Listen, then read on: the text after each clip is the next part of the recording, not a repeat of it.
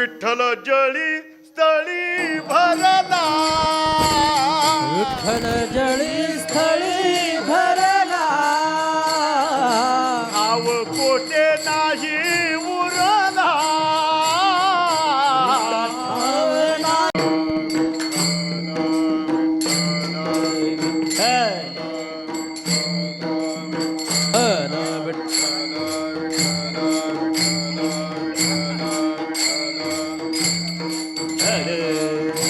विठ्ठल विठ्ठल विठ्ठल विठ्ठल विठ्ठल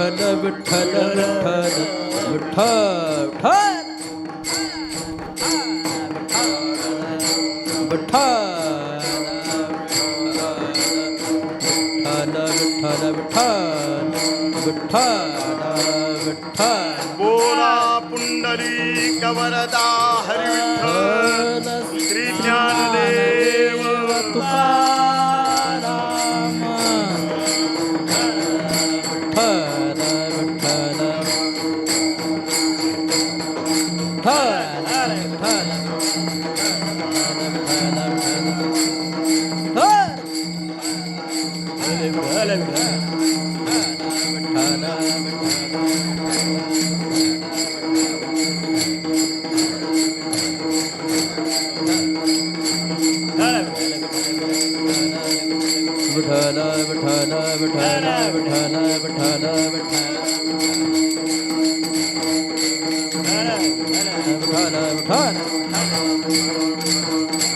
पुंडलिक वरदा हरी विठ्ठल श्री ज्ञानदेव तुकाराम. माऊली ज्ञानेश्वर महाराज, जगद्गुरु संत तुकाराम महाराज, सद्गुरु जोग महाराज, पार्वती पते हर हर हर महादेव. मंगलमूर्ती मोरया.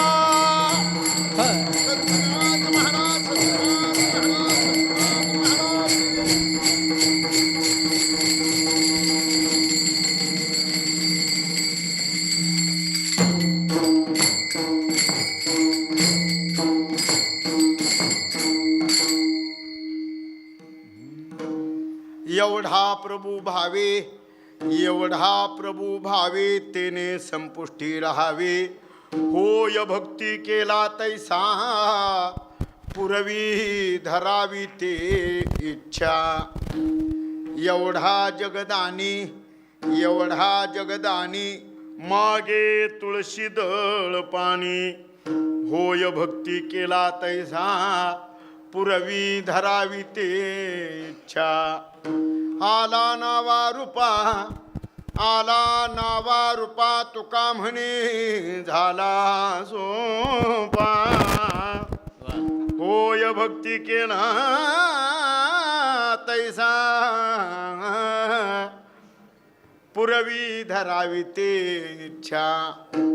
समचरण सरोजम सांद्र नीलांबुदाभम, जगननिहित पाणी मंडनम मंडनानाम. तरुण तुलसी माला कंदरम कन्यनेत्रम, सदय धवलहासं विठ्ठलं चिंतयामि.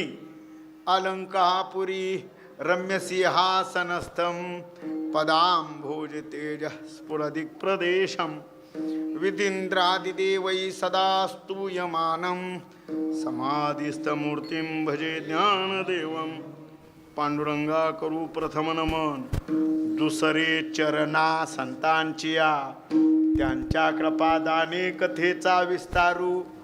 बाबाजी सद्गुरु दास तुका, आत्मरूप गणेशू केलिया स्मरण. होय सकळ विद्येचे अधिकरण, ते चिवंदू श्रीचरण. श्री गुरूंचे ते नमस्कारोनी. आता अभिनव वाग्विलासिनी, जे चातुर्यार्थ कला कामिनी. ते श्री शारदा विश्वमोहिनी. नमिली मिया मजरधई सद्गुरु, जेने तारिलो हा संसार पुरू. म्हणून विशेष अत्याधरू, विवेकावरी शरण शरण जी हनुमंता. तुझ आलो रामदूता, काय भक्तीच्या त्या वाटा. मजदावा व्यासुबटा शिवभोळा चक्रवर्ती त्याचे पाय माझे चित्ती वाचे वदता शिवनाम तयान बाधी क्रोध काम योंत प्रविश्य मम वाच मे माम प्रसुप्ताम संजीव यत्यखिल शक्तिधर स्वधामना अन्यांश हस्तचरण श्रवणत्वगादीन प्राणान्नमो भगवते पुरुषाय तुभ्यं सेवे लागी सेवक झालो तुमच्या लागलो निज चरणा आहो स्वामी तुकया देवा यावरी न करावा अव्हेरू मस्तक माझा पायावरी वारकरी संतांच्या वारकरी संतांच्या मस्तक माझा पायावरी वारकरी संतांच्या या वारकरी मस्तक माझा पायावरी वारकरी संतांच्या या वारकरी संतांच्या मस्तक माझा पायावरी वारकरी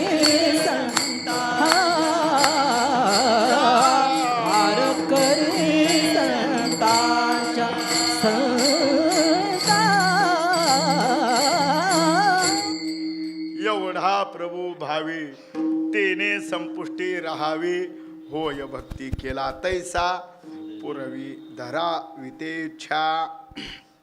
प्रस्तुत प्राप्त प्रसंगी भगवान परमात्म्याच्या चिंतनासाठी आजच्या कीर्तन सेवेच्या निमित्ताने निवडलेला अभंग विश्वसंत महाराजभूषण वैराग्य महामेरू संतवर्य देहुनिवासी इंद्रायण तटविलासी भागवत धर्म मंदिराचे कलश श्री संत ज्ञानोबारायांचे प्रियतम असणारे श्री संत जगद्गुरु तुकोबाराय यांचा हा अभंग भक्तिपर प्रकरणातील असून या अभंगाद्वारा भगवान परमात्मा भक्तीच्या जोरावर महात्म्यांच्या व प्रियतम भक्तांच्या हृदयारविंदात एकविध भावाने राहतो असा परमात्मा आणि त्या परमात्म्याची व्याप्ती जगद्गुरु तुकोबाराय एवढा या शब्दाने करतात.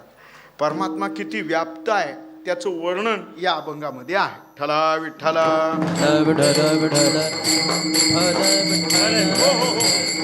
वस्तुतः ज्याच्यापासून हे सगळं विश्व निर्माण झालेलं आहे हा विश्वाकार असणारा परमात्मा विश्वनाथ असणारा परमात्मा या जगताला प्रसवणारा परमात्मा भक्तांच्या हृदयात मात्र भावाश्रयाने राहतो आणि भक्तांकडून केलेली निरतशीय प्रेमपूर्वक भक्ती तो आपल्या ठिकाणी स्वीकारतो.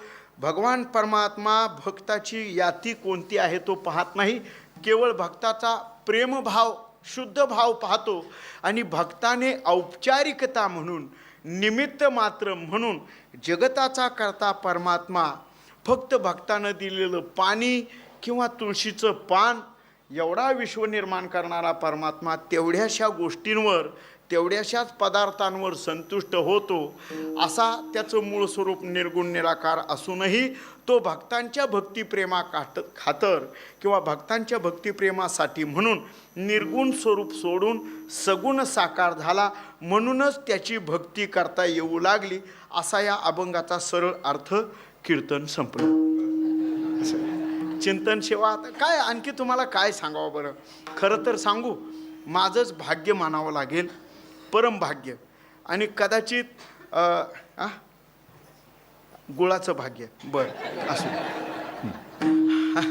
माझं भाग्य असं म्हणावं लागेल की आपल्या या ठाणे शहरातील असलेलं हे आपलं श्री संत ज्ञानेश्वर सेवा मंडळ आणि श्री संत ज्ञानोबारायांच्या आणि अखंड चिरकाल वास्तव्याने पुनीत झालेला आपला हा प्रदेश आणि या माऊलींच्या मंदिरातील असलेली सेवा मला तर असं वाटतं बरं का तुम्ही सगळेजण बसलेले तुम्ही सगळेजण मला असं वाटतं मी ज्ञानोबारायांच्या दारात म्हणजे ज्ञानोबारायांच्या मंदिरातच कीर्तन करतोय आळंदीच्या, असं मला खरोखर त्याची अनुभूती वाटली.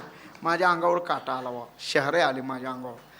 खरं अतिशय प्रसन्न वाटलं. मी का हो. एवढा प्रभू भावे तेने संपुष्टी राहावी, होय भक्ती केला तैसा पुरवी धरावी ते इच्छा. जगद्गुरु तुकोबाराय परमात्म्याची व्याप्ती एवढा या शब्दाने सांगतात.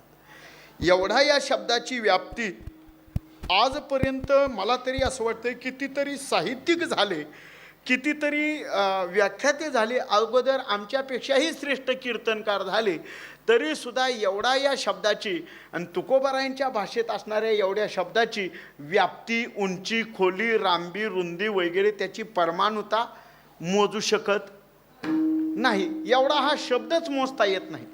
एवढा केवढा होईल?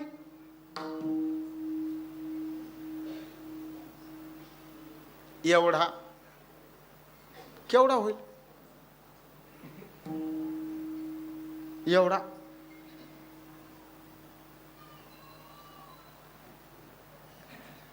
केवढा होईल? एवढा या शब्दाची लांबी, रुंदी, खोली मोजता येत नाही. एक सांगू, दुष्प्राप्य असलेल्या गोष्टी साध्य होतील.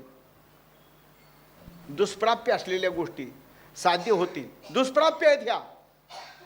जमिनीपासून आकाशाची उंची मोजता येईल ना मेजर टेपने? नाही, पण तेही मोजता येईल. अजून सांगू, आपला समुद्र जवळच आहे, उडी टाकायला काय हरकत नाही. म्हणजे समुद्र आहे ना, समुद्र जवळच आहे. समुद्राचं पाणी किती लिटर आहे हे मोजता येणार नाही, पण शक्य झाल्यास तेही मोजता येईल. येते पहा लक्षात, तेही मोजता येईल.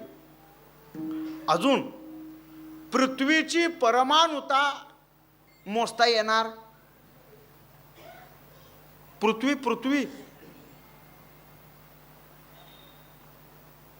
तुम्हाला पृथ्वी पण माहित नाही? तुम्ही काय अंतरिक्षात भरारे मारतात का काय? अरे पृथ्वीची परमाणुता मोजता येणार नाही, पण शक्य असल्यास ईश्वर कृपेने पृथ्वीची परमाणुता मोजता येईल.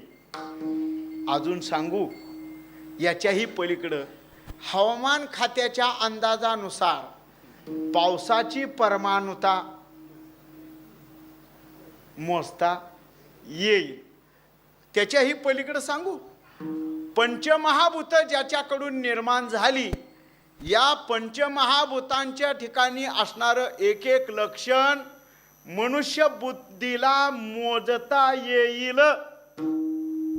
येते का बघा लक्षात तुमच्या? मला असं वाटतंय सांगावं, हे म्हणावं सुद्धा लागणार नाही. पंचमहाभूत ज्यांनी बनवली, त्या पंचमहाभूतांची, सर्व पंचमहाभूतांची परमाणुता मोजता येणे शक्य आहे ना? शक्य आहे. ते होईल. कारण आपले नील आर्मस्ट्रॉंग म्हणा, विमानांचा शोध लावणारे म्हणा, हे मोठमोठे शास्त्रज्ञ, आणखीन मंगळावरचे जे काही आणखी काही शोध घेणारे जे आहेत ते हे सगळं करता येईल. पण ज्याच्यामुळे हे जगडंबर, ज्याच्यामुळे ज्याला विश्व म्हणतो, त्या विश्वात आपण जिथं राहतो, ते विश्व ज्यानं बनवलं त्याला मोजता येईल? त्याला मोजता येणारच नाही हो. म्हणून एवढा शब्द आहे. त्याची परमाणुता, त्याच्यासाठी आकारमानता मोजता येणार नाही. म्हणून एवढा या शब्दाची लांबी, रुंदी, खोली, उंची मोजता येणार नाही. कदाचित एवढा या शब्दाने अणुपेक्षा लहान, आणि कदाचित रेणूपेक्षा व्यापकही ठरेल. परमात्म्याला कोणत्या स्वभावाने, कोणत्या गुणदोषाने किंवा आपलं कोणत्या पर्यायाने त्याची निवड एवढा या शब्दाने होईल काही सांगता येत नाही. कारण ज्यानं हे विश्व निर्माण केलं, तो स्वतः सांगतो, माझ्या एका रोमात, माझ्या एका रोमात अनेक ब्रह्मांडाची एका रोमात. थोडंसं सादृश्य उदाहरण म्हणून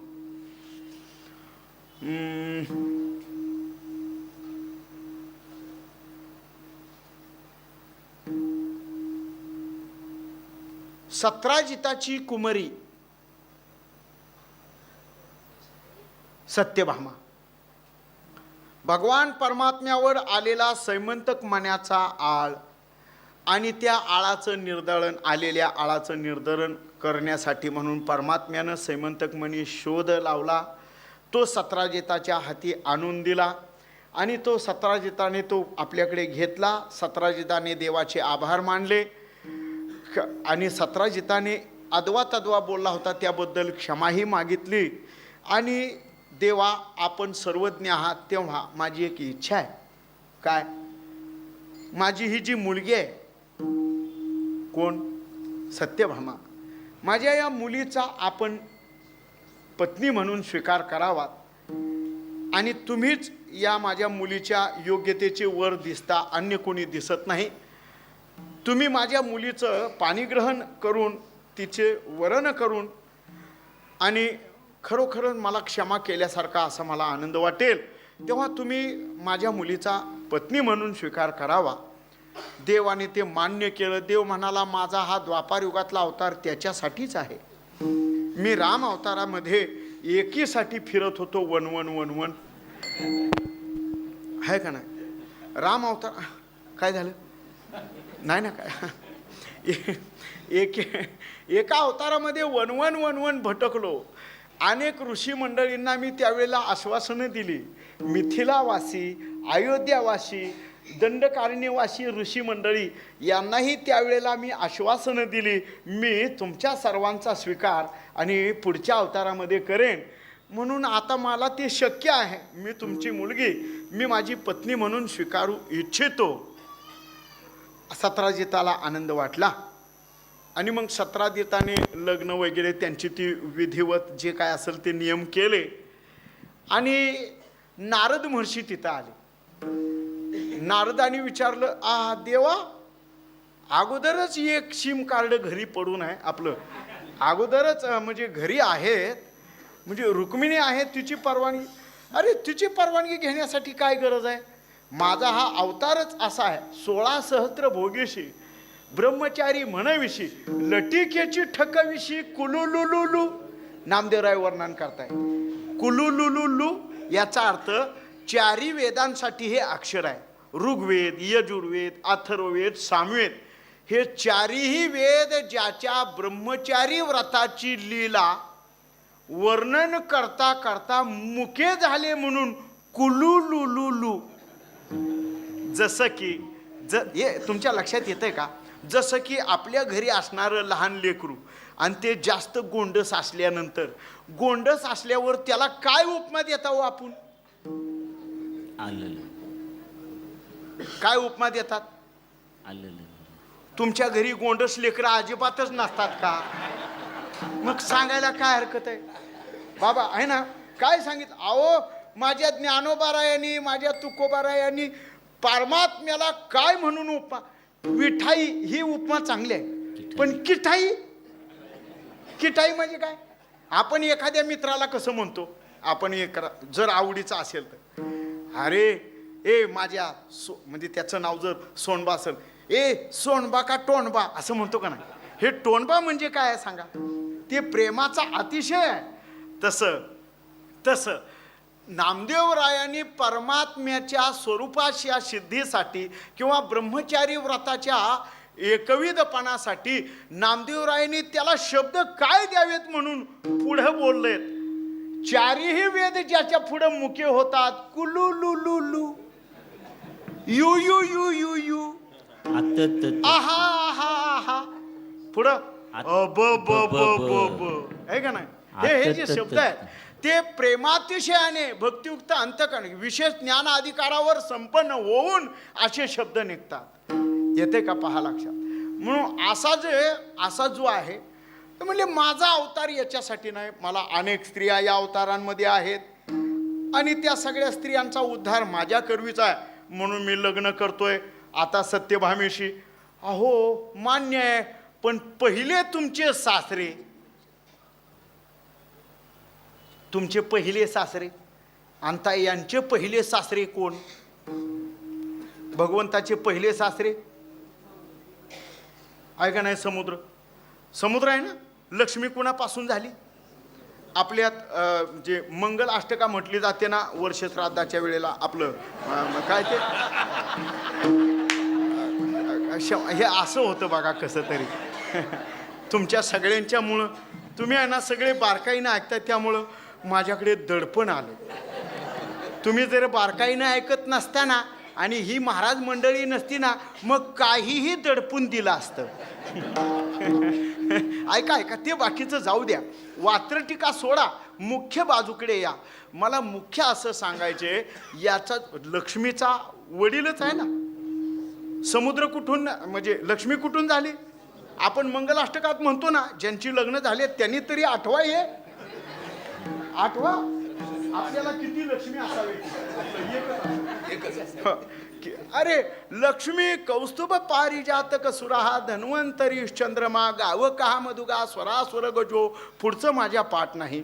म्हणजे हे लक्ष्मी ज्याच्यातून निर्माण झाली तो समुद्र. नारदांना देव म्हणतात, अहो तो सासरा माझ्या चांगला ओळखीचा आहे. हो, पण एक काम करा, ते जर आता त्यांना मी लग्नाला बोलवेन, लग्नाला जर त्यांना मी बोलवलं तर इथं वऱ्हाडी मंडळीपैकी कुणीही राहणार नाही. अक्षदा टाकण्याचा विधी तर लांबच, मी त्यांना बोलवलं तर असं नाही, असं नाही. तुमचे सासरे आहेत ते, आणि पहिल्या बायकोच्या वडिलांना ही गोष्ट कानावर घातली पाहिजे. कदाचित त्यांनी पुढे जाऊन कोर्टात तुमच्या बरोबर जर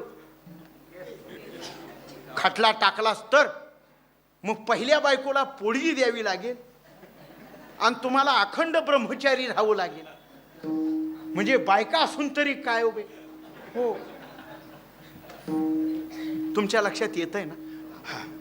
मग म्हणले नाही नाही नाही, अहो माझं ऐका, सासरे बुवांना बोलवा.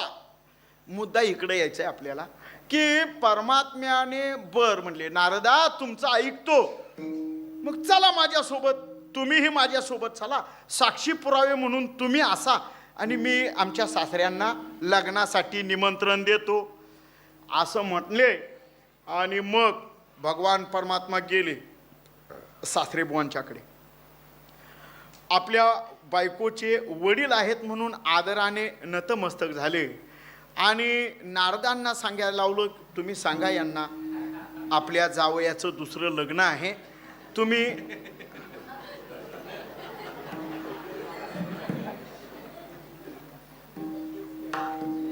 आपल्या जावयाचं दुसरं लग्न आहे, तुम्ही लग्नासाठी किमान आशीर्वाद स्वरूप म्हणजे अक्षदा आहेत त्या टाकण्यासाठी यावं. समुद्रदेव प्रगट झाले, नतमस्तक झाले. देवा तुम्ही तर ब्रह्मांडाचे धनी, आणि तुमच्या लग्नाला मी जरी तुमचा सासरा असलो तरी मला बसण्यासाठी जागा, समुद्र बारीक आहे का मला बसण्यासाठी? अहो माझ्यासाठी एकट्यासाठी वोल्वो बस पाहिजे. माझ्या कुटुंबाचा तर विचार सोडाच, कुटुंब मी माझं नाही आणणार, पण मला येण्यासाठी तरी असं एवढं पाहिजेल आहे. मग मात्र काय केलं असेल देवाने? काही नाही, आपल्या अंगावरची एक रोममुळी, एक केस उपटला, एक रोममुळी काढली आणि समुद्र देवतेच्या पुढं आडवी धरली. संपूर्ण समग्र समुद्र ज्या एका रोमामध्ये सामावून जागा शिल्लक राहिली. मग ज्याच्या एका रोमामध्ये एवढा मोठा समुद्र जर सामावला जातो तर परमात्म्याच्या स्वरूपाकार एवढा हा शब्द कुठं ठेवायचा? कुठं ठेवणार सांगा ना? त्याची व्याप्ती करता येत नाही. एवढा या शब्दाची, कदाचित आपण एवढा या शब्दाची व्युत्पत्ती करू, पण पदार्थासाठी म्हणून दृश्यमान असणाऱ्या वस्तूसाठी म्हणून. उदाहरण अतिशय सोपं. मगाशी तुम्ही सगळे जेवायला बसलेत की नाही? याच्यातला मी सोडून कुणी जेवलं नाही सांगा? अजिबात जेवला नाही? वा वा, धन्य माता पिता तुमच्या. तुम्ही जेवला नाहीत हे बरं आहे. करू भजन भोजन, पण आमचं उलटं झालं. करू भोजन भजन असं झालं. ऐका ऐका, भोजन वाढणारी जी वाढपी मंडळी आहेत, पंक्तीला बसलेली महाराज मंडळी वगैरे सगळी बसलेली असतात. जेवायला वाढल्यानंतर म्हणजे पहिल्यांदा वाढपी झाल्यानंतर नंतर जे कोणी मग शिरा असेल, कोणी भात असेल, कोणी लापशी असेल, कोणी काही पदार्थ वाढणारे पंक्तीत फिरतात. भात हवा का, शिरा हवा का, आमटी पाहिजे का, वरण पाहिजे का, डाळ पाहिजे का, भाजी पाहिजे का, भजी पाहिजेत. म्हणजे नव्हती म्हणून आठवण करून दिली. हे काय पाहिजे तेवढं सांगा आणि मग ते पदार्थ येतात. कुणी एखादा शिरावाला घेऊन येतो. अहो मला असं जर म्हणलाच तो, मला एवढा शिरा वाढा. आता किती वाढायचा त्याला एवढा म्हणल्यावर? का ते अख्खं आणलेलं घमेलं त्याच्या पुढं मांडायचं का, काय करायचं का? नाही, काय म्हणा, मग त्याला सांगावं लागेल, अहो जास्त नाही, जास्त नाही, जास्त नाही. अहो एवढा, ते सुद्धा वस्तूच झाली. एवढा म्हणण्यापेक्षा अहो किती वाढू? काय नाही, जास्त नको. उगच नारळा एवढा शिरा वाढा, कमी झाला. नारळा एवढा,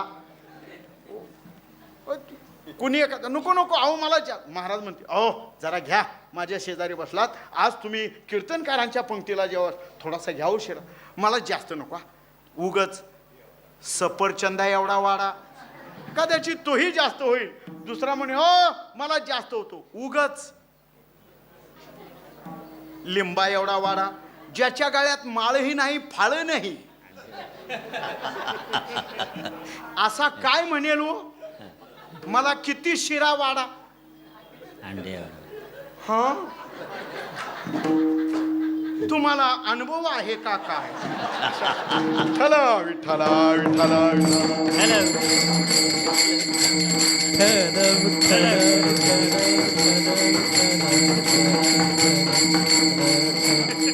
शब्दाने जसं त्या शिरा घेणाराने सांगितलं, मला जास्त होतो. नारळा एवढा, सफरचंदा एवढा, लिंबा एवढा, किंवा तुम्ही सांगितलं हा तेवढा.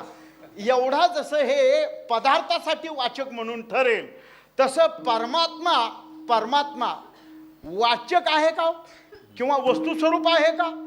ज्ञानोबाराय सांगतायत परमात्मा वस्तू आहे, तरी परमात्मा ऐसे हे जे एक वस्तू असे हे, पण ती वस्तू वाढता येत नाही. परमात्मा ही वस्तू आहे मान्य आहे, पण त्या वस्तूचं वाटप करता येत नाही. पण त्या वस्तूला वाटप म्हणण्यापेक्षा एकमेकांमध्ये त्या वस्तूचं प्रोक्षण, संक्रमितीकरण जर करायचं असेल तर तो कशाने प्राप्त होईल? जे एक वस्तू असे, पण पुढं महत्वाचं आहे ते दिसे कशामुळे? ज्ञानाची स्तव अन्य पर्यायाने एवढा या वस्तूविषयी परमात्मा दर्शकता दर्शविता येत नाही. मग परमात्म्यासाठी तुकोबारायांनी एवढा हा शब्द वापरला, तो चुकीचाच ना?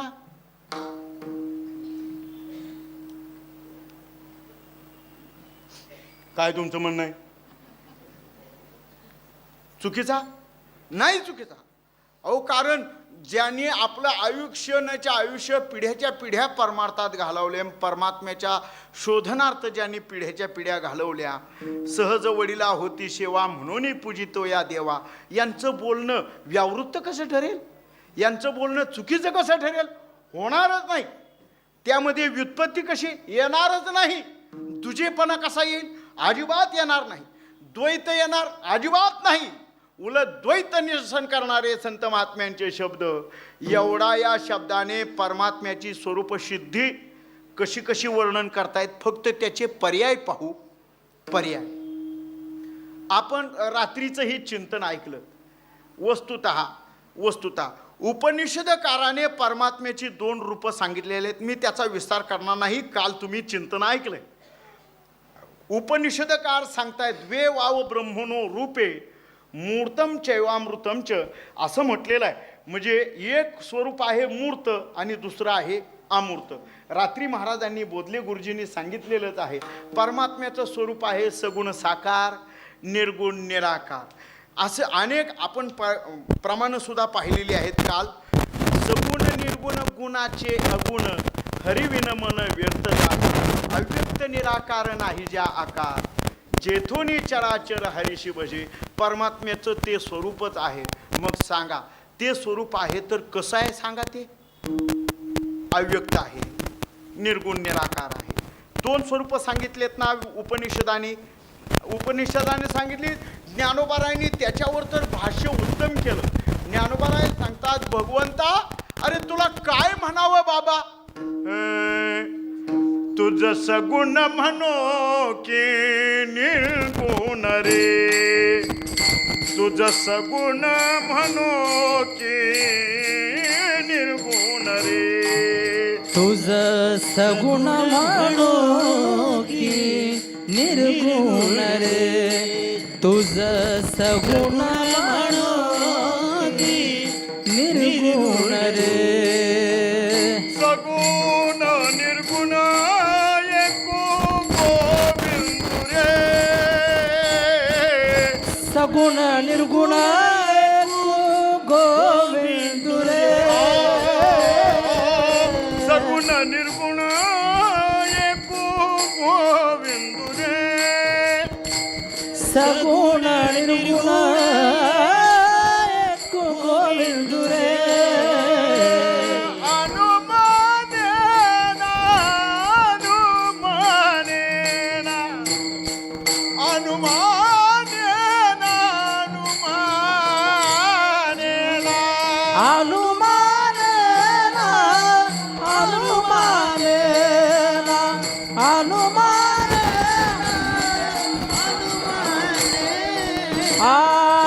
तुझ सगुण म्हणो की निर्गुण रे. तुझ सगुण म्हणो की निर्गुण रे. सगुण म्हणो की निर्गुण रे. तुझ सगुण म्हणो की निर्गुण रे. सगुण निर्गुण एक गोविंद रे. सगुण म्हणो सगुण निर्गुण एक गोविंद रे. हनुमाने ना हनुमाने ना हनुमाने ना. सगुण निर्गुण एक गोविंद रे. सगुण निर्गुण एक गोविंद रे. हनुमाने ना हनुमाने ना हनुमाने ना हनुमाने ना.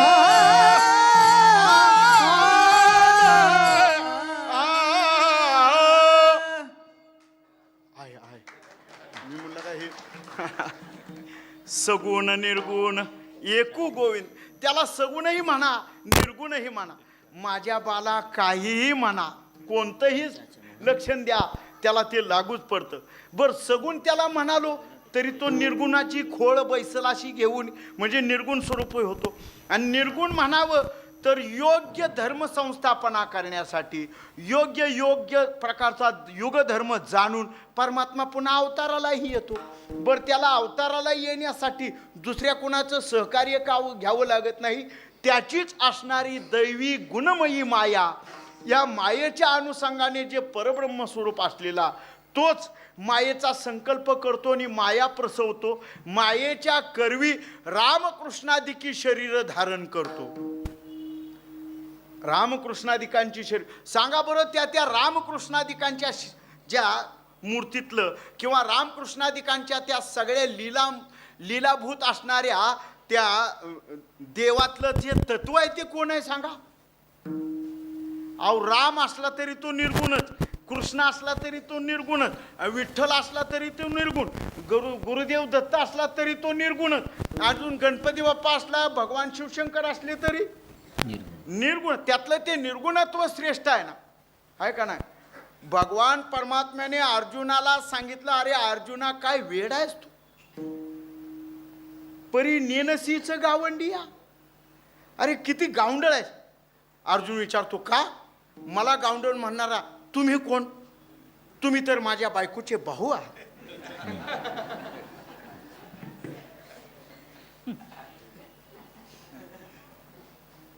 अर्जुनाची बायको कोण?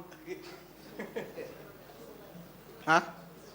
आणि सुभद्रेचा भाऊ कोण? विसरले काय? मला वाटलं शाहरुख खान म्हणताय काय. अरे ऐकून, अहो सुभद्रेचा हा भाऊच आहे ना. हो, परमात्म्याबद्दल आणि 11व्या अध्यायामध्ये सांगितलंच ना अर्जुनी, सखेती मत्वा प्रसभम यदुक्तम, हे कृष्ण, हे यादव, हे आहे का नाही, तू माझा सखा आहेस, तू माझा मित्र आहेस, तू माझा आचार्य, सगळं काही तू माझा आहेस, पण तू एवढा व्याप्त आहेस हे मला कळालं नव्हतं. मग तू असा असताना आणि भगवान परमात्मा सांगतायत तू माझा जीवलग असताना, तू माझा नर नारायणाचा अवतार म्हणजे तू माझाच अवतार आहेस ना. 10व्या अध्यायातल्या 75 विभूती ज्या सांगितल्या त्याच्यात अर्जुनाचं नाव आहे की नाही? तुम्ही रोज गीता उशाला ठेवून झोपताना 9 वाजता आपलं म्हणजे वाचून, काही चुकलं तर माझं सांगाव. तुम्ही अहो गीतेत परमात्म्याने सांगितलं, अरे अर्जुना स्वतः तू सुद्धा माझंच रूप आहेस. नारद, कपिल मुनी, धन्वंतरी, मनु, त्वष्टा ही माझीच रूप आहे. अश्वत्थ वृक्ष माझंच रूप आहे. उच्च श्रवा घोडा माझंच रूप आहे. अनंत नाग, वासुकी सर्प ही माझीच रूप आहे. हे सगळं माझ्या स्वरूपात. देवा तू एवढा जर स्वरूप सिद्धी म्हणजे तुझ्याकडे जर असेल आणि माझं हे रूप असं तुझंच आहे असं म्हणतोस, मग एवढं जर व्यापक असतील तर मला ते तुझं रूप दाखव. असं म्हटल्यावर अर्जुनावरच्या प्रेमामुळे देवाने दिव्य दृष्टी देण्या अगोदर आपलं विश्वरूप प्रगट केलं आणि मग डोळे दिपले अर्जुनाचे. आहा हा हा. देव म्हणतो, अर्जुन म्हणतो, आय देवा, हे मला तुझं रूप पाहवत नाही असला नको. त्यापेक्षा माझ्या रथावर सारथ्यपर्ण करणारा माझ्या बायकोचा भाऊ कृष्ण हेच तुझं रूप बरं आहे. एवढं दिव्य रूप समोर प्रगट केलं आणि मग देवाने अर्जुनाबद्दल खंत व्यक्त केली. अरे देवा, अरे घरी कामधेनू, पुढे ताक मागे. आपल्या घरात कामधेनू गाय आहे, पाहिजे तितकं ताक आता पिलंच ना. एकाने कोपावर कोप पिले. अरे घरी कामधेनू आहे, पाहिजे ते सिद्धी करणारी कामधेनू आहे आणि तू म्हणतो की हे माझं तुझं रूप.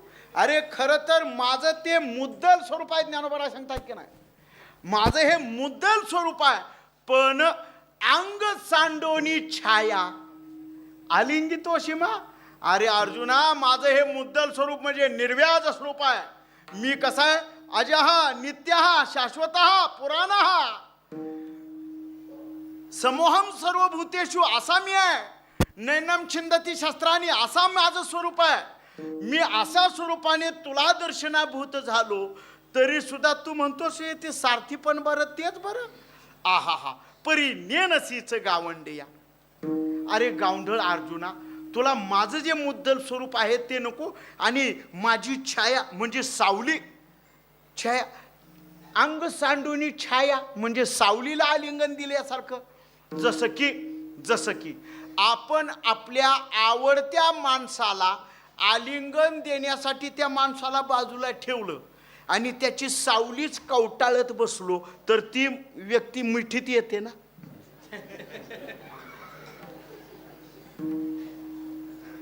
तुम्ही आपल्या आवडत्या व्यक्तीला सुद्धा आलिंगन देत नाही.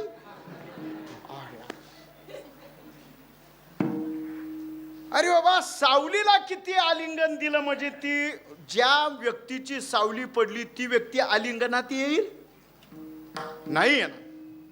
भगवान परमात्मा अर्जुनाला हे सांगतात, अरे अर्जुना, अंग सांडोनी छाया, हे जे माझं मूळ स्वरूप आहे ते मूळ स्वरूप तुला मी प्रस्थापित केलं, तुला दर्शनाभूत केलं, ते सोडून माझी सावली, याचा अर्थ असा, परमात्म्याचं मुद्दल स्वरूप निर्गुण निराकार आहे, जे सर्वस्यचाहम हृदय सन्निविष्टो.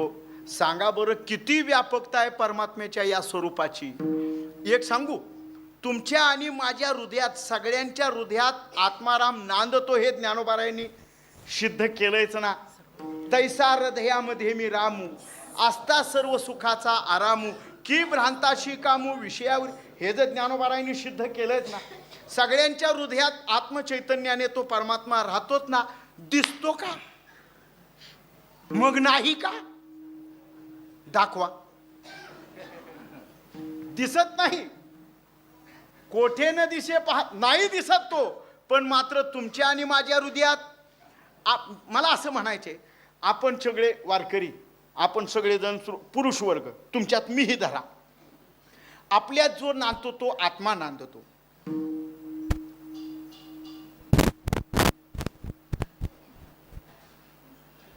लक्ष आहे ना? आपल्या हृदयात नांदतो तो आत्मा, आणि आपली माता वर्ग, ताई लोक, तुम्ही सगळे बसलाय, तुमच्यात कोण नांदती? आत्मी. आत्मी नांदते ना. अरे बा, अहो सर, बर आपल्या अपोजिट जातीचे पहा, मानव जात सोडून सगळे पहा ना. बैल, म्हैस, बैल, घराघरात बैल कमी आहेत का? आपलं म्हणजे गावाकडे शेतीत असं म्हणायचंय मला. बैल, म्हैस,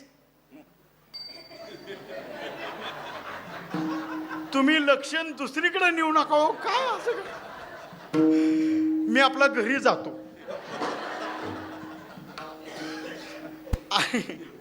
अरे बैल असो, म्हैस असो, घोडा असो, कुत्रा असो, गाढव असो, गीताकार सांगतायत, महात्म्याला जो सर्वत्र समबुद्धी झाला त्याला फक्त मनुष्यातच ईश्वराचं दर्शन नाही, स्त्रियांमध्येच ईश्वराचं दर्शन नाही, तर सर्वत्र त्याला परमात्म्याचं दर्शन आहे. शुनी चैव स्वपाकेच पंडितः समदर्शना. या विश्वात सर्वत्र भरून उरलेल्या परमात्म्याचं व्यापकत्वाने त्याला दर्शन आहे ना? आहे ना दर्शन? मग तो जो ज्याच्याकडे पाहतो तो देव स्वरूपानेच पाहतो ना, का जीव स्वरूपाने पाहतो? जीव स्वरूपाने पाहायला गेला तर त्याच्या ठिकाणी दोष येतील. ज्या वस्तूकडे आपण पाहू त्या वस्तूचे दोष समोर प्रगट होतील. शंकर या नावाशी तुम्ही शंकर नाना मोरे म्हटलं तर शंकर नानाचे दोष सगळे पुढे घेऊन तुम्ही शंकर नानाचं दर्शन घेणार आहे.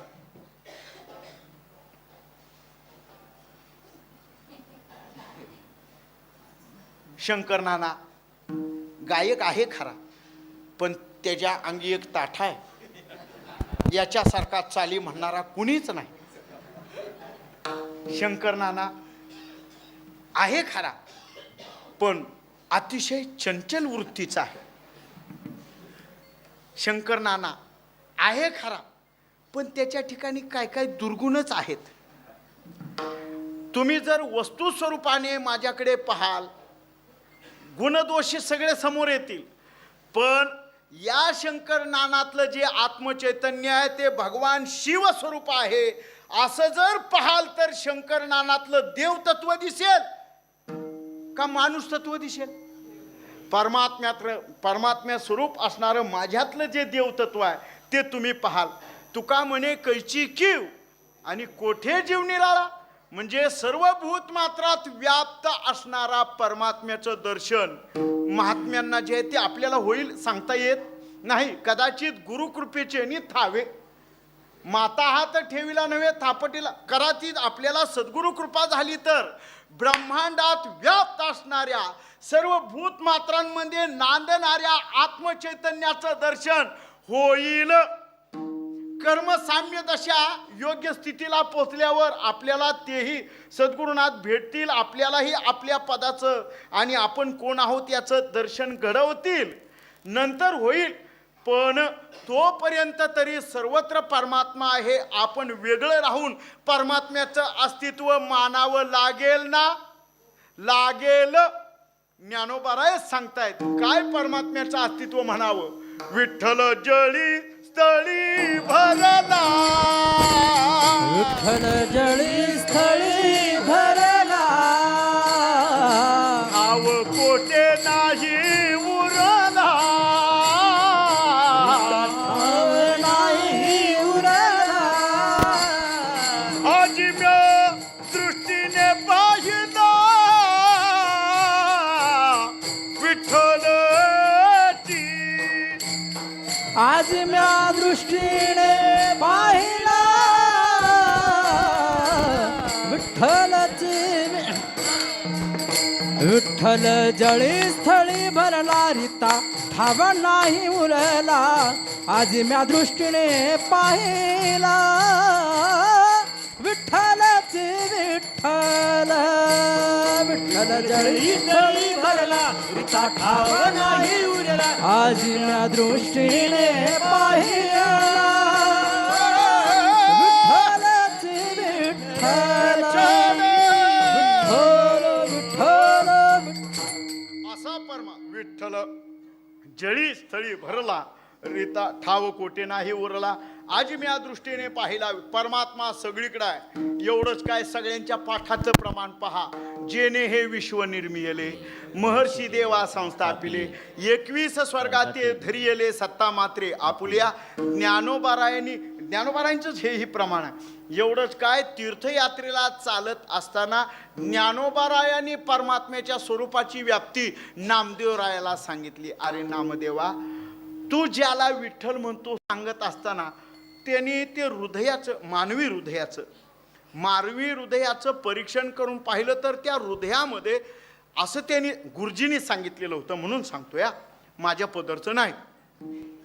ते गुरुजी म्हणायचे, त्यांनी सांगितलेलं मी ऐकलं की त्यांनी सांगितलं होतं की हृदयामध्ये मानवाच्या, फक्त माणसाच्याच हृदयात धरा, बाकीच्याच सोडा. हृदयात फक्त शेंगदाणा बसेल एवढी पोकळी आहे आणि त्या पोकळीतच आपलं आत्मचैतन्य राहतं. मी असं म्हणतो, कोणाची हार्टची ऑपरेशन झालेत, त्यांनी बघायला काय हरकत आहे? हा, अहो ती पोकळीतलं स्वरूप आपल्याला दिसणार आहे का? नाही दिसणार. परमात्मा मग नाही का? आहे. मग सिद्धता करून दाखवाल. निर्गुण स्वरूपाने सिद्धता करायची असेल तर योग वाशिष्ठांमध्ये असलेला योग सगळा लक्षात आणावा लागेल. ज्ञानोबारायांनी 6व्या अध्यायामध्ये तुमच्या माझ्या हृदयात असणारं निर्गुण स्वरूप, जे अचिंत्य स्वरूप पाहण्यासाठी जो अक्षर ब्रह्मयोग आपलं काय तो 6वा अध्याय तोच आहे ना. ठला विठ्ठला विठ्ठला विठ्ठला तोच आहे ना. अहो त्याच्या श्लोक सांगतो मग तुमच्या लक्षात येईल. मग ते काय असेल ते असो. चुकलं ना, चुकलं. गीतेच्या तर बाहेर गेलो नाही ना. मी भले बाहेरनं परीक्षा देईन. मला मुद्दा एवढा सांगायचा आहे, गीतेतला जो 6वा अध्याय आहे त्या 6व्या अध्यायामध्ये योग सांगितलेला आहे. संप्रेकाक्षक नाशिकाग्रम दिशश्चानवलोकयन असं जे म्हटलेलं आहे आणि त्याच्या खाली ज्ञानोबारायांनी जे लिहिलेलं आहे ते परमात्म्याचं स्वरूप शोधण्यासाठी तत्वविद पुरुष सद्गुरुनाथांच्याकडून अनुग्रह घेतो आणि त्या अनुग्रहाचा परिपाक आपल्या ठिकाणी अनुभवाने अनुभूतीस यावा म्हणून तो एकांतात जाऊन बसतो. तिथं बसण्यासाठी आसन कसं असावं, तिथलं स्थान कसं असावं हे सगळं शोधतो आणि सद्गुरूंनी दिलेल्या बोधामृताचं पुरश्चरण अखंड करतो. त्याला बसायचं कसं हेही सांगितलेलं आहे. त्याला निहटी वज्रासन म्हणा. निहटी वज्रासन म्हणजे आपलं आत्मचैतन्य शोधायचे आहे ना, आपल्यातली आत्मानुभूती घ्यायची आहे ना, आपलं आत्मचैतन्य शोधायचे आहे ना, मग शोधण्यासाठी तो निर्गुण स्वरूप आहे याच्यासाठी चाललंय. आणि ते शोधण्यासाठी तो एकांतात जाऊन बसतो. पांडवा ऐश्वा ठावो जोडावा, का निगुडमठ होवा शिवाले, अशा ठिकाणी जाऊन बसतो. सद्गुरुनाथांनी त्याच्यावर बोध केल्यामुळं त्या बोधाचं अनुष्ठान करतो. त्या अनुष्ठानाने आपलं आत्मचैतन्य शोधण्यासाठी बसतो. पण बसण्यासाठी आसन कसं असावं? तृणासन असावं, मृगजिनासन असावं, व्याघ्रजिन वगैरे असावं. त्याच्यावरही धूत वस्त्राची घडी, कुठं कसं कशाला कसं बसावं याला सुद्धा शास्त्र आहे. देवपूजा करत असताना निरासन बसू नये. येते का पहा लक्षात? जरी पंक्तीत जेवायला बसला तरी निरासन बसू नये. बाबा मला दुःख वाटलं 2 दिवस. मला खाली बसून जेवायची सवय, तू खुर्चीवर जेवल्यावर.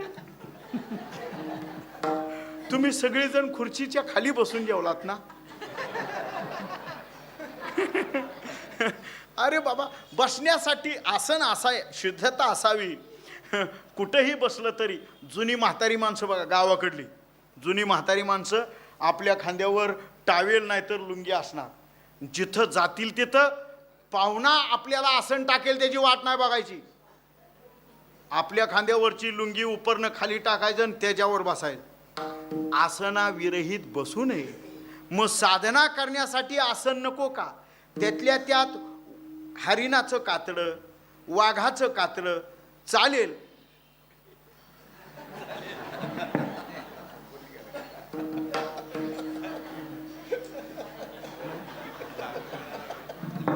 प्लास्टिकचं आसन चालणार नाही. आसनाचा विधी सांगितलेला आहे. बरं बसावं कसं त्याच्यासाठी ही सूत्र सांगितलंय.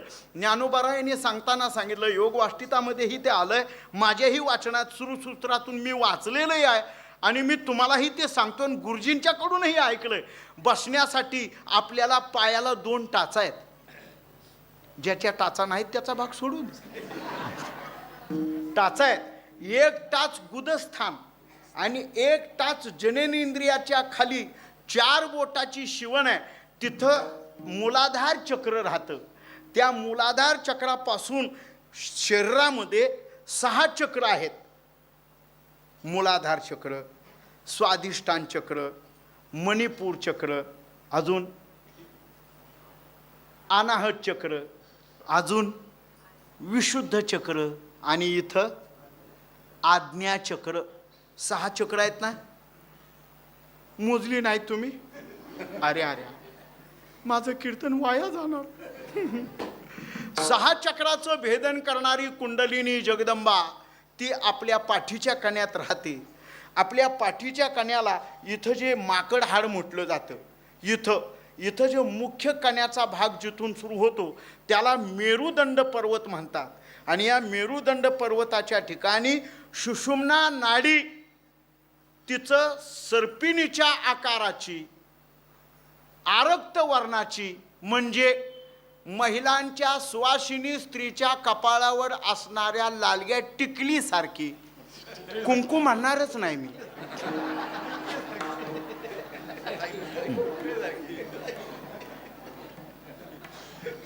आणि ती ही लावण्याचं ठिकाण पार नाकाच्या शेंड्यावर.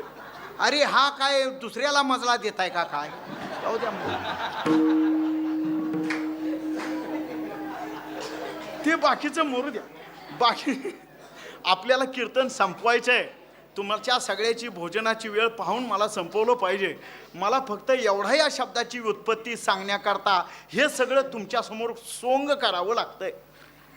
मग ती कुंडलिनी शक्ती जागृत करण्याकरता आपल्यात असणाऱ्या 72,000 नाड्या, मी काय 72,000 पाठ करून आलो नाही. आणि ज्यांची कोणाची 72,000 नाड्याची अपेक्षा असेल त्यांनी इथं न मोजता घरी जाऊन मोजा. माझं काही म्हणणं नाही.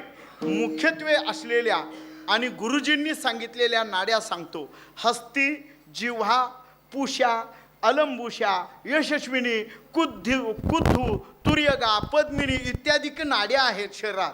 त्यातल्या प्रमुख 3, इडा नाडी डाव्या बाजूने, पिंगला नाडी उजव्या बाजूने, पाठीच्या कण्यात मेरुदंड पर्वतापासून इथं ब्रह्मद्वारापर्यंत, ब्रह्मरंध्रापर्यंत सुषुम्ना नाडी वाहते. आणि या नाडीच्या मुख्य ठिकाणी आपली जी चेतन स्वरूप असणारी जगदंबा आदिमाया शक्ती नागिनीच्या आकाराची, नागिनीचे पिले कुंकुमे नहाले, वळण घेऊन आले शेजे जैसे. तिची 3.5 वेटुळे इथं कंदामध्ये आहेत.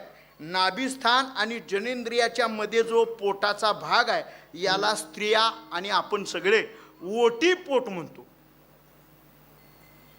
याला योगशास्त्रामध्ये कंद असं नाव आहे. या कंदात तिची 3.5 वेटुळे आहेत आणि पाठीच्या कण्यात तिचं तोंड आहे. आणि ती कुंडलिनी शक्ती अधोमुख सर्पिणी, थाप कवा तरी टाका, अधोमुख सर्पिणी निजेली असे. ती कुंडलिनी शक्ती झोपलेली आहे. साधकाने आपली स्वात्मसुखाची, आत्मचैतन्याची, परब्रह्म स्वरूपाशी आणि निर्गुण स्वरूपाचं दर्शन घेण्यासाठी अनुभूती घ्यावी ना, मग त्याने साधना करावी आणि ती कुंडलिनी शक्ती जागृत करावी. तीही कशी जागृत करायची त्याचेही काही बंधन आहेत. हो, आपली एक ठाच गुदस्थानाला, दुसरी ठाच असणारी शिवण आहे 4 बोटाची, तिथं लावायची. दोन्ही टाचा दाबून बसायचं आणि मग आपण घेतलेला प्राणवाहक वायू आणि पोटात असणारा अपान वायू गुदाच्या ठिकाणातून जाऊ नये म्हणून टाचा दाबून बसायचं. प्राणवाहक वायू एका नाडीने घ्यायचा, दुसऱ्या नाडीने तो उच्छ्वासा वाटे बाहेर जाणार.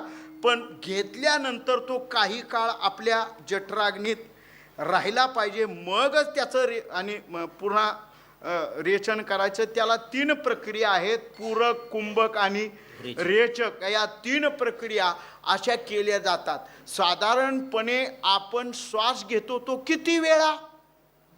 सकाळ, दुपार, संध्याकाळ. डॉक्टरने जशा गोळ्या खायला सांगितल्या तशाच आपण श्वास घेतो आणि मधल्या काळात त्याचं सिलेंडर सारखा क्वाक बंद करून ठेवतो ना. मग सांगा बरं, श्वास कुठला आहे का नाही? श्वास तंबाट्याचा श्वास नव्हे, ब्रेडला लावून खातात तो श्वास नाही.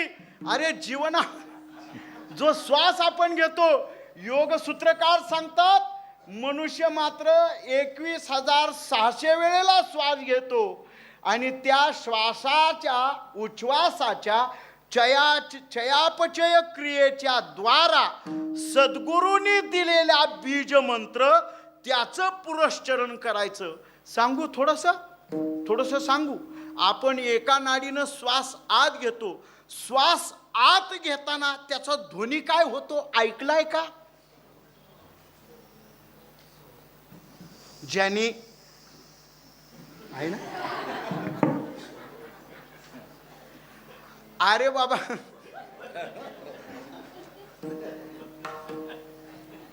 तुम्हाला सांगू, तुम्ही आपला श्वास नाही शोधा. सांगू का? हो, शांत राहा. संपलं आपलं कीर्तन, झालं. हो, काय माहितीये का, आता हे असली थोडंसं ऐकायला जड जातं, पण तुम्हाला म्हणजे माझ्या बालबुद्धीप्रमाणे मी तुम्हाला सांगतोय. हे श्वास घेण्यासाठी एका नाडीने श्वास घेतला आतमध्ये, त्याचा सकार ध्वनी होतो. आतमध्ये जाताना त्याचा ध्वनी सकार. कधीतरी एकांतात बसा कधीतरी एकांतात. आपण काय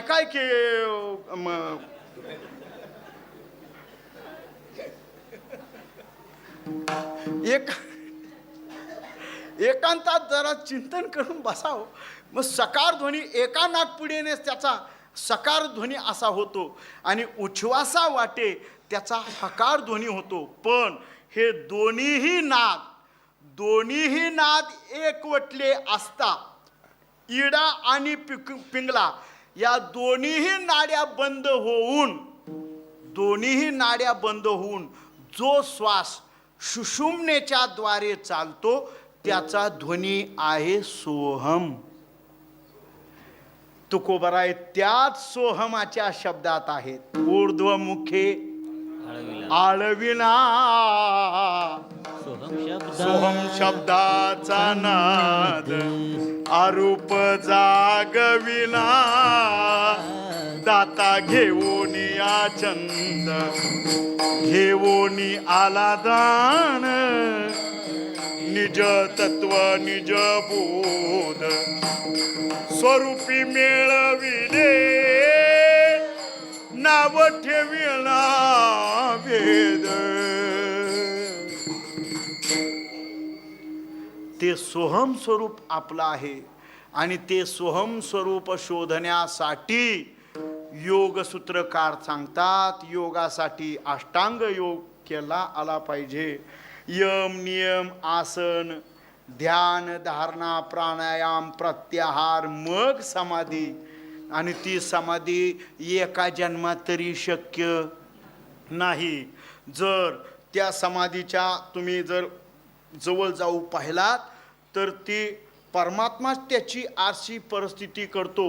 देहाधिक असणारे काम क्रोधाधिक विकार दर्शनाभूत द्रष्टे करतो आणि त्याला भेडसावायला लावतो. ज्ञानोबा सांगतायत साधका ते भेडसावी परी बिहावेना.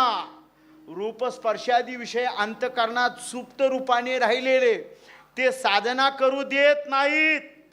त्यावेळेला ते त्रास देतात साधकाला.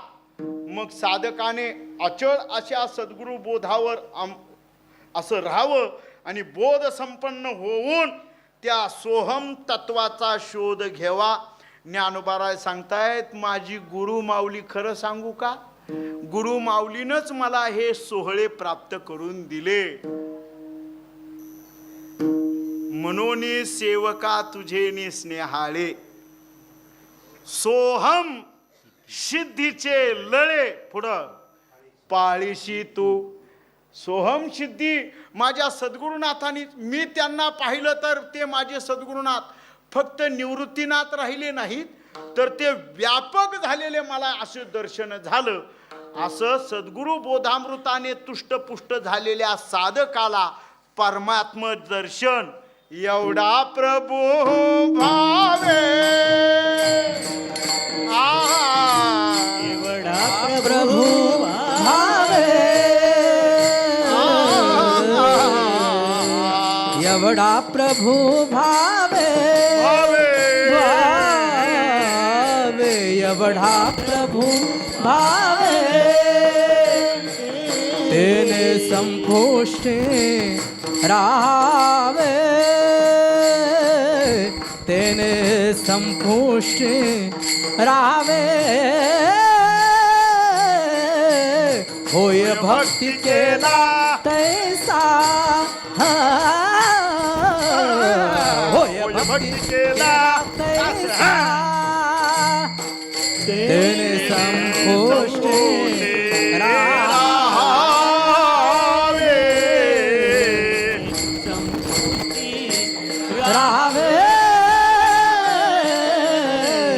होय भक्ती केला तैसा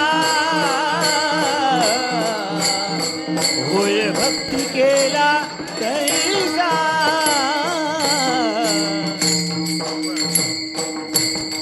विठोबा रखुमाई विठोबा रखुमाई विठोबा रखुमाई विठोबा रखुमाई विठोबा रखुमाई विठोबा रखुमाई विठोबा रखुमाई विठोबा रखुमाई विठोबा रखुमाई कुंडली कवरदा फल श्री ज्ञानदेव तुकारा रखुमाई विठोबा रखुमाई कुंडली कवरदा श्री ज्ञानदेव तुकारा विठोबा रखुमाई विठोबा रखुमाई विठोबा रखुमाई विठोबा रखुमाई विठोबा रखुमाई जय जय विठोबा रखुमाई जय जय विठोबा रखुमाई जय जय विठोबा रखुमाई रखुमाई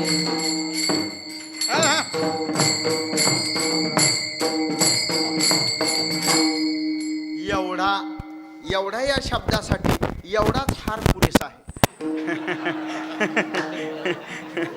एवढा प्रभू भावे परमात्म्याचं निर्गुण स्वरूप शोधण्यासाठी योग सुखाचा जरी विचार केला तरी त्या योग सुखाने परमात्माचं स्वरूप अनाकलनीय आहे. कदाचित तो योगी जर साधनातून भ्रष्ट झाला तर पुन्हा त्याला जन्ममरणाची फेरी करावी लागते. योग सुखाने योग सिद्धीने परमात्म स्वरूप निर्गुण स्वरूपाला जाऊन पोचेल याच्याबद्दल वादच नाही. पण एकनाथ महाराज सांगतायत निर्गुणाचा बोध कठीण, मन वाचा बुद्धी अगम्य जाण, शास्त्राशी न कळे ऊन खून वेदी मौन्य धरियले. परमात्म्याच्या या सोहम स्वरूपाचं आकलन वेदाधिकाला होत नाही तर मग तुमच्या माझ्यासारखा हाडामासाचा देह असलेल्या माणसाला परमात्म्याचं सोहम स्वरूप कळेल ना.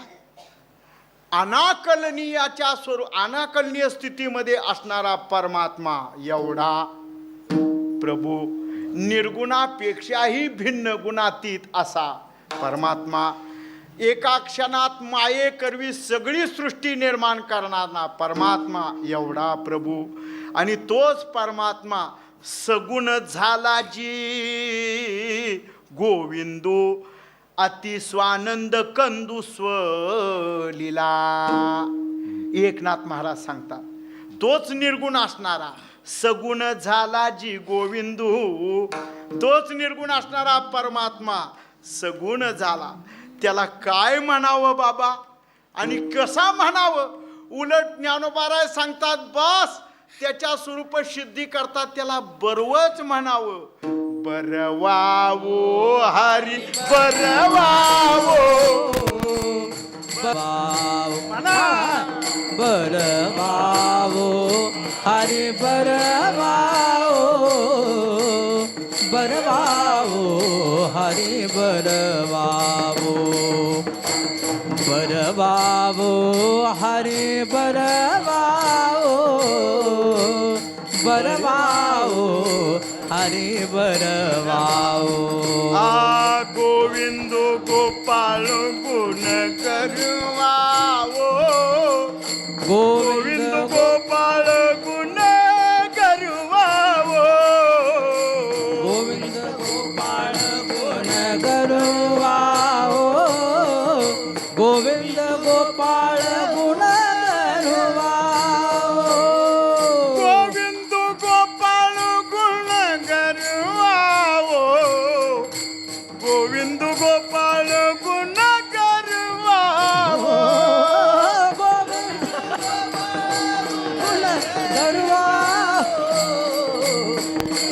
गोपाळ गुण करवावो बरवावो हरी बरवावो बरवावो हरी बरवावो बरवावो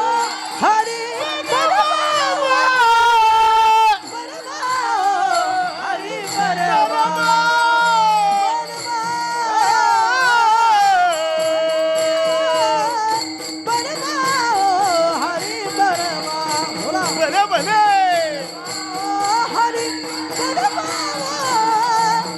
बरवावो हरी बरवावो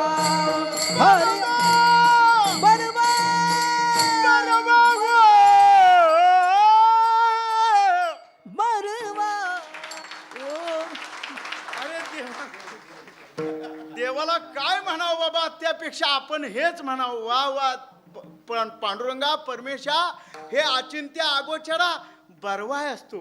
अजून कसा आहे सावळावो, अजून कसा आहे पाहता पाहता ध्यान लागले चित्ताव, अजून कसा आहे तू परम आवडीचा आहेस. पडिये व हरी पडी.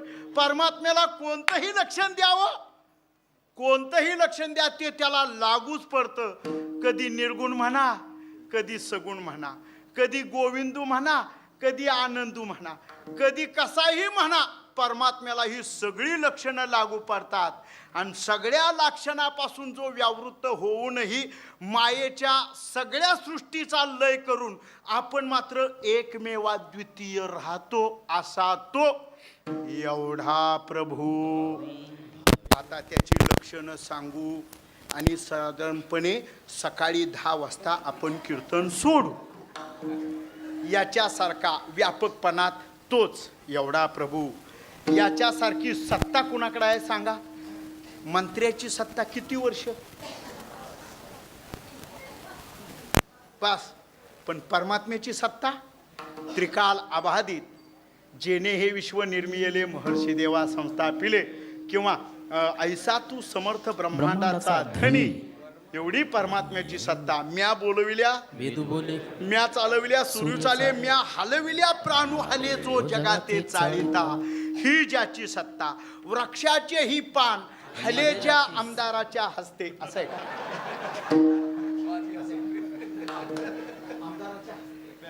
अरे चाले हे शरीर बायकोची या सत्ते. कोण बोलतो पाकिट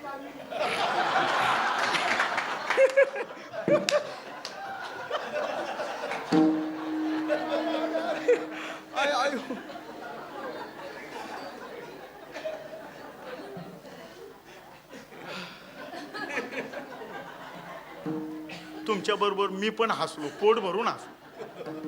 अरे झाडाची पानं तू हलवतो, पर्वता बैठका न संडावी ही ज्याची सत्ता, ही आज्ञा. समुद्री रेखा नोलांडावी ही आज्ञा.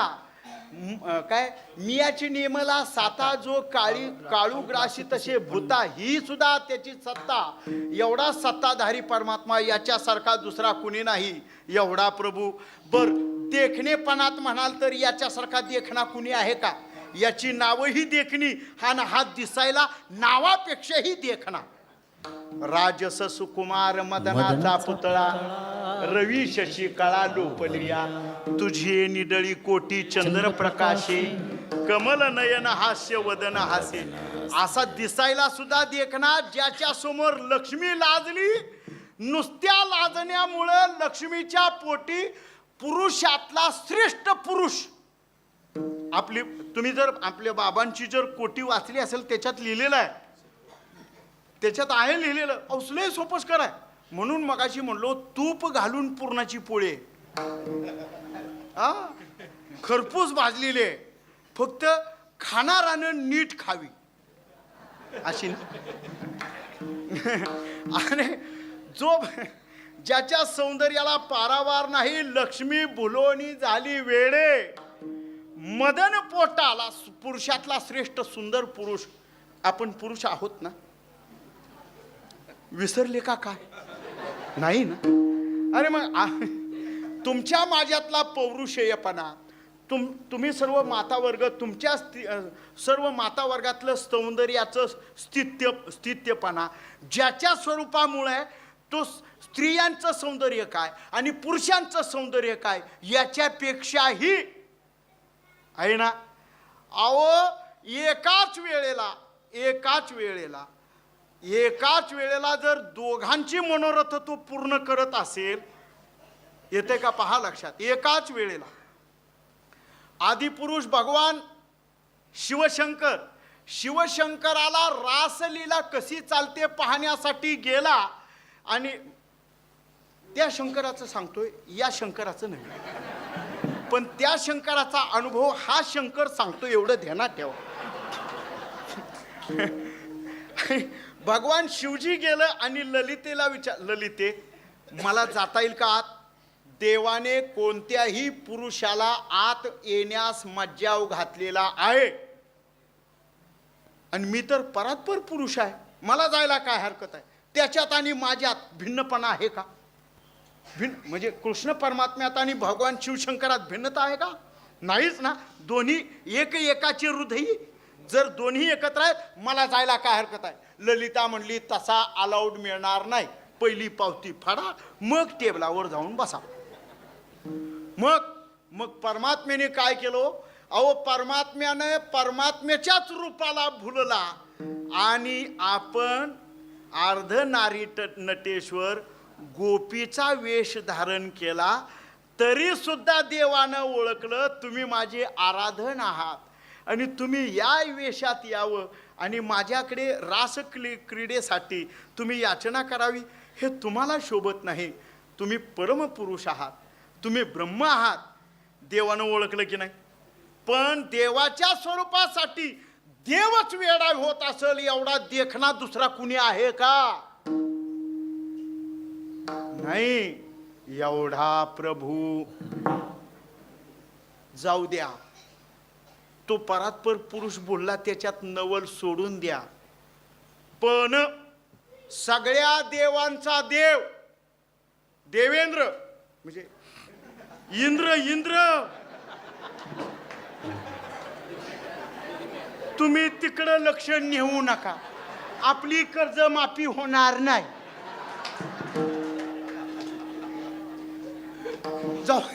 झाला, आपली सेवा संपली.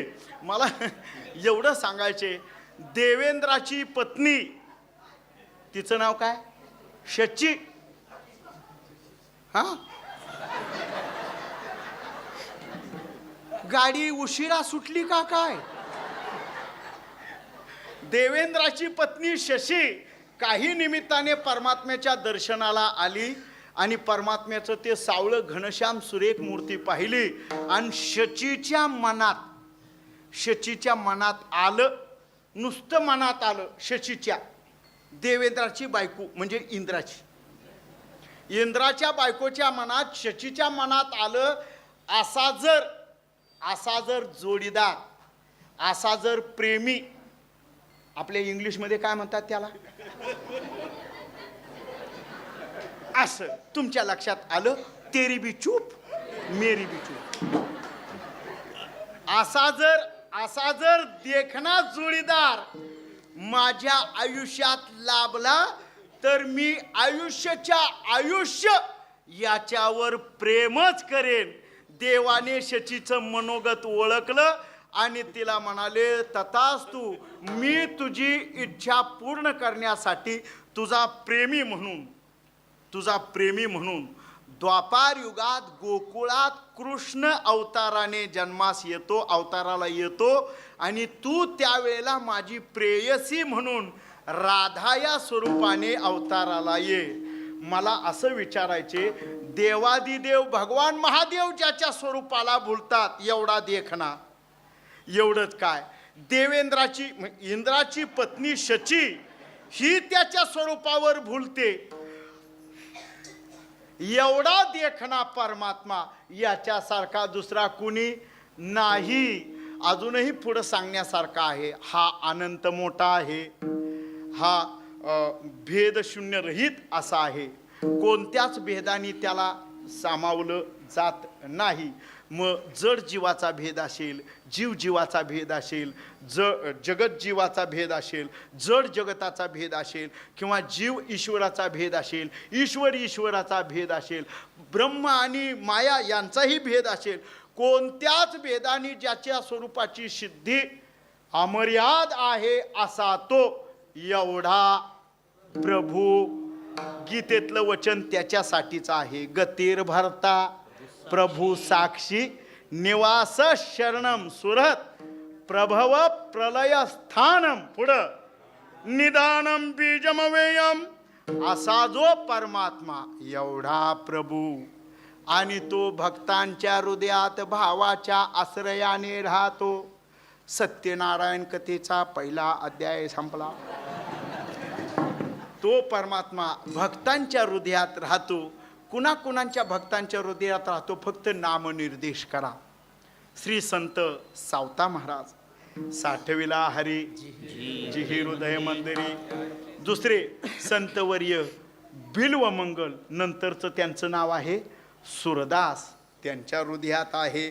अजून जनाबाई महाराजांच्या हृदयात आहे. हृदयी बंदीखाना केला, आत विठ्ठल कोंडीला. आणि भक्तवर्य हनुमंतराय पवन तनय संकट हरण, मंगल मूर्ती रूप राम लखन सीता सहित, हृदय बसहु सुरभूप. साठविला राहे हृदय संपुष्टी, बाहेरा दाकुटी मूर्ती उभा. आपण अशा ज्यांनी हृदयात परमात्म्याला साठवलं त्यांच्या चिंतनाने आपल्या सेवेला पूर्णविराम. ज्ञानेश्वर माऊली. माऊली तुकाराम, ज्ञानेश्वर वरदा हरी विठ्ठल श्री ज्ञानदेव तुकाराम. ज्ञानेश्वर माऊली.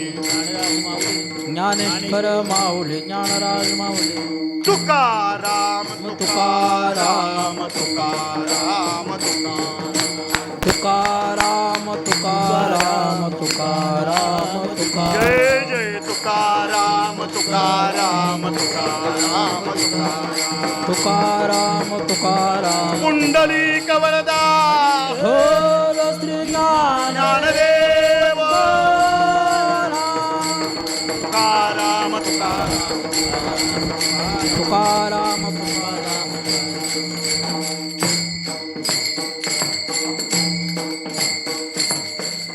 काही बोलता बोलता चिंतन करता करता माझ्या काही वाचाळ दोषामुळं चुकीचं चिंतन तुमच्याकडे आलं असेल तर तेवढं सगळ्यांचं मिळून गोळा करा, मी उपारण्यात बांधून घरी नेतो, म्हणजे मला दुरुस्त करता येईल. पण जे योग्य आहे ते माझ्या श्रेष्ठ गुरुजनांचं आहे. आज मितीपर्यंत मी अनेक लोकांच्या थोरा मोठ्यांच्या कीर्तनाला साथी करता करता गुरुजींनी सांगितल्याप्रमाणे काही पाठ केली संतांची उत्तरे, विश्वास आदरे धरून या. मी काही लागलीच कीर्तनकार झालेलो नाही.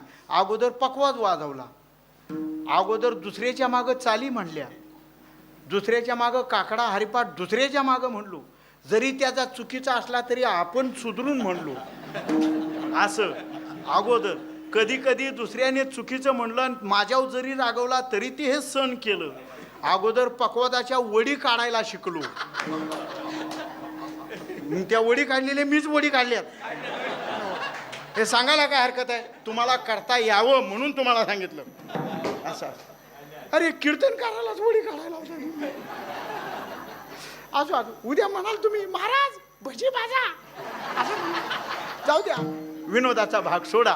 गुणीजन गायक वादक अनेक थोरा मोठ्यांच्या कीर्तनात आणि ज्ञानोबारायांच्या कृपा आशीर्वादानं, माझ्या सद्गुरुनाथांच्या कृपेनं आणि माझ्या आईवडिलांच्या परमपुण्याईने मी आजपर्यंत महाराष्ट्रात अनेक ठिकाणी, मी काही मोठा कीर्तनकार नाही, मी सर्वसामान्य तुमच्यासारखाच कष्ट करणारा माणूस आहे.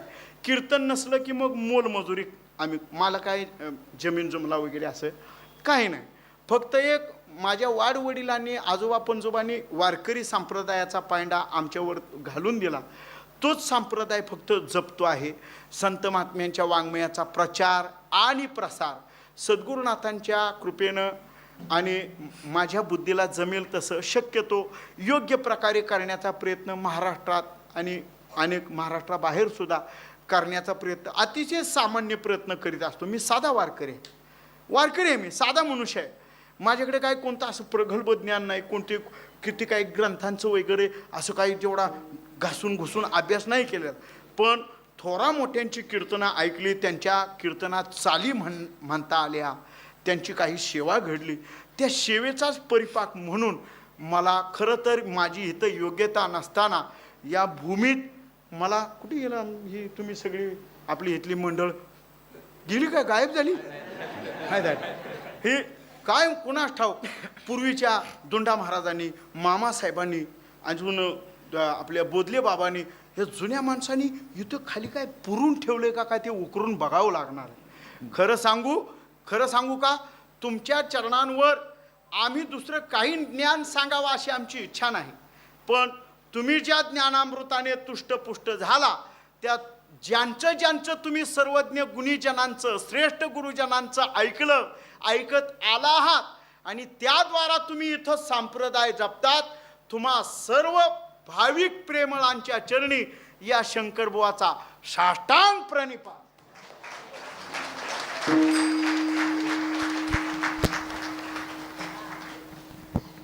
गुणीजनांच्या पायावर मला एकाएकी पडता येणार नाही आणि बराच उशीर उभा होतो, त्यामुळं कंबरट्याला कळ लागली म्हणून आडवं पडून घेतलं.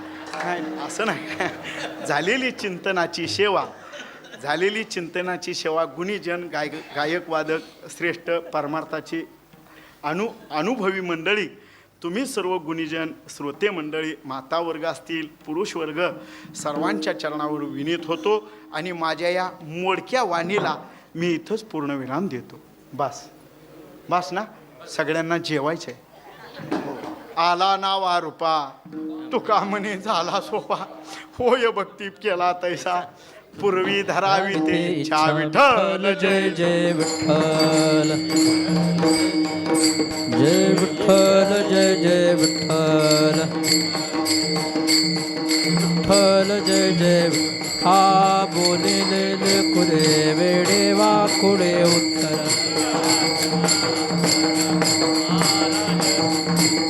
हा नाय विचारिला अधिकार म्या